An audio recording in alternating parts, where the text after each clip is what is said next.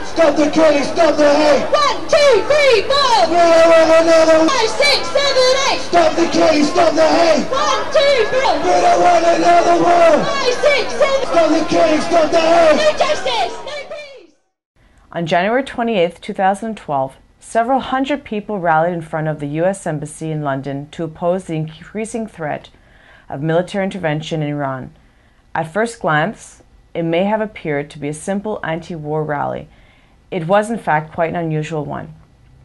The rally was organized by the Stop the War Coalition, a leftist anti-imperialist group based in the UK. During the rally, many Hezbollah flags waved in the crowd, as did a large Syrian flag bearing President Bashar al-Assad portrait.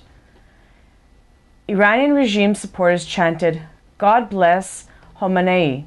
God bless Khomeini! God bless Khomeini! God bless Khomeini! Allahu Akbar! Allahu Akbar! Allahu Akbar! Hayhat min Nasrallah! Hayhat min Nasrallah! The only odd element of the rally was a large Free Iran sign, which was removed by organizers after the man bearing it raised his voice in opposition to the Iranian regime. Since 2003, then we had the war with Iraq, which they told us was going to bring peace and democracy to the Middle East. Actually, it brought disaster for the people. The rally was an example of the Iranian regime's ability to infiltrate the far left and Islamic groups for its cause. In fact, dozens of UK-based organizations and media outlets advocate on behalf of the mullah's regime. Hassan Dai, who has extensively investigated the Iranian regime's activities in the West, believes that pro-Tehran Islamic and far-left groups are an integral part of the regime's web of influence in Britain. Traditionally, the Iranian regime has been seeking support among Muslim immigrants from India, Pakistan, or Middle East countries. But since 2005, Tehran launched a vast campaign to manipulate and use the peace movement in Europe and the United States. This campaign has been successful, as some of the left and anti-war organizations have been supporting the Iranian regime. The Stop the War Coalition was formed in 2001 in opposition to the invasion of Afghanistan and Iraq. However, since 2006, it has focused its activities to oppose sanctions against Iran and has gradually turned into a pro-Tehran advocacy group. This coalition is in fact a facade for the Tehran-backed organization Kazmi. In 2005, when Ahmadinejad became president, the regime launched a vast campaign to attract the US and British anti-war movements to its cause.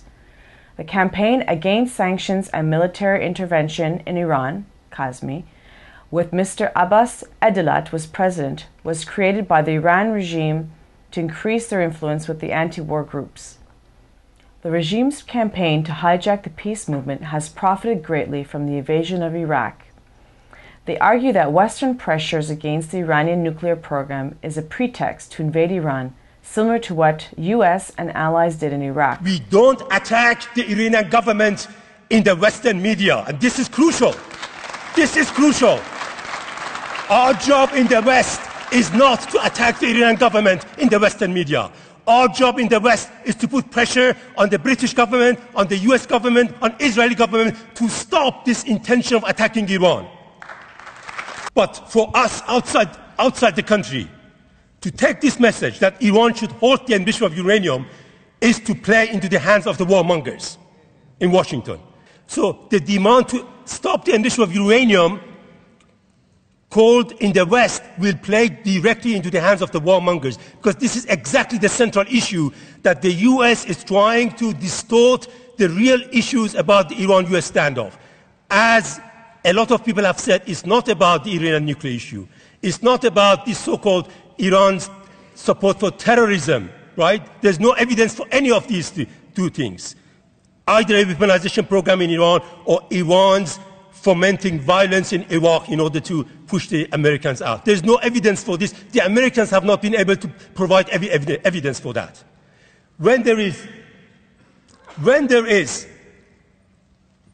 a standoff between Iran and the US, we should be on the side of Iran 100% against US and all its imperial intentions.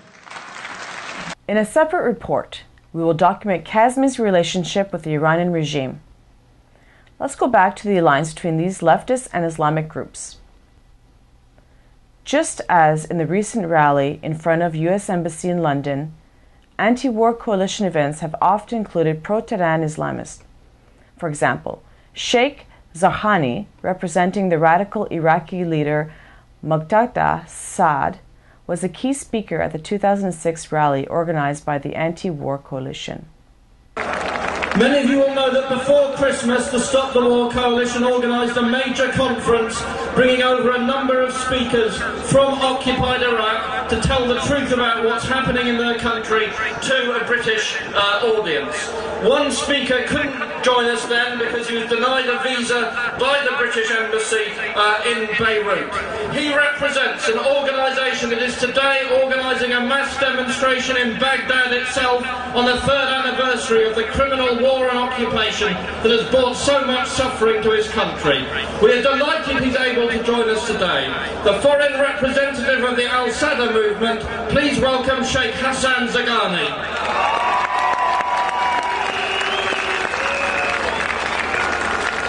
Hello everybody.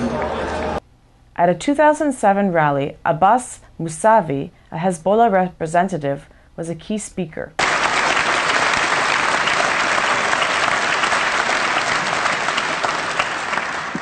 Assalamu alaikum, which means peace be upon you all.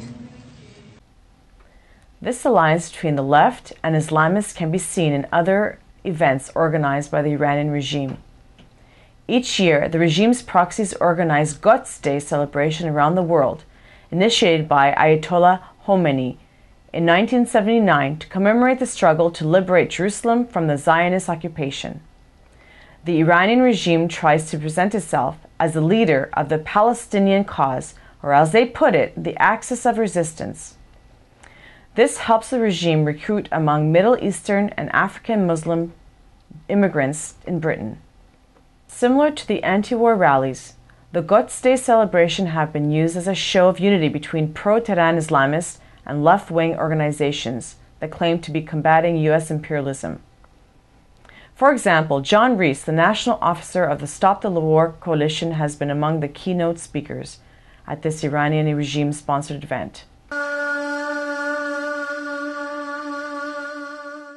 Right, our next speaker, somebody who you know very well, is part of many of these campaigns. Supporting them is a British political activist, a broadcaster, a writer, and he was a national officer of Stop the War Coalition, John Rees.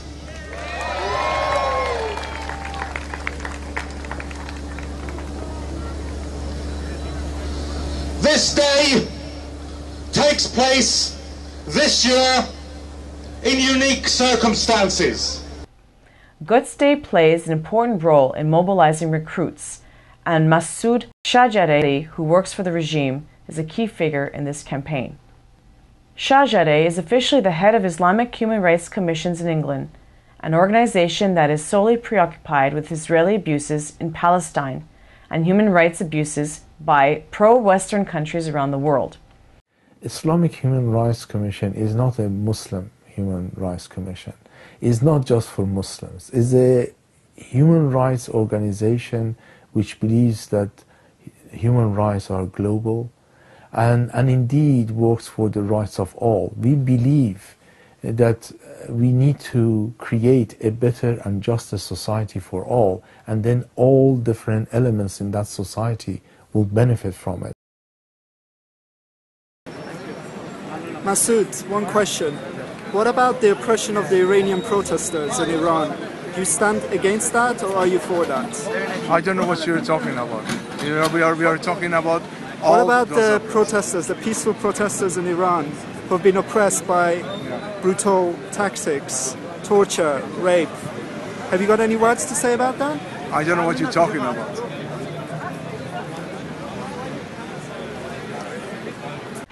Shahjareh and his organization is one among many others that are created by the regime and advocate on its behalf. For example, Salman Safavi, an Iranian mullah whose brother was a commander of the Iranian Revolutionary Guards for years, founded the British-based International Peace Studies Center. Along with Safavi and other proxies, Safavi organized events to defend the Iranian regime and recruit among the Muslim community. The Iranian regime spends huge amount of money to operate dozens of organizations and media outlets in England. This flow of money attracts many who build their careers defending the mullahs. A good example is George Galloway, a former MP who has been employed by the regime's Press TV to run a weekly show called The Real Deal. Galloway and his weekly program are a showcase for the so-called axis of resistance against US and Israel. He praises Hezbollah leader Hassan Nasrallah. He calls himself a friend of Hamas and its leader Ismail Haniyeh. And above all, he is a true advocate of Tehran. In August 2010, in the middle of the regime's brutal crackdown against the Green Movement, Galloway was a key speaker at a conference in Tehran organized by Ahmadinejad to show support for the president. Not surprisingly, Galloway is also a leader of Stop the War Coalition, which organized a recent rally in front of U.S. Embassy in London. Galloway is an important figure in the coalition and a key speaker at coalition events. Recently, he broadcast an appeal to raise money for the coalition. I'm George Galloway, and like many of you, I've been with the Stop the War campaign right from the start. We urgently need financial support. This 2012 is going to be a crucial year for war and peace. As we can see, Islamists, anti-imperialist groups, and opportunists comprise what Hassan Dai and many other Iran analysts call the Iranian regime's web of influence in the UK.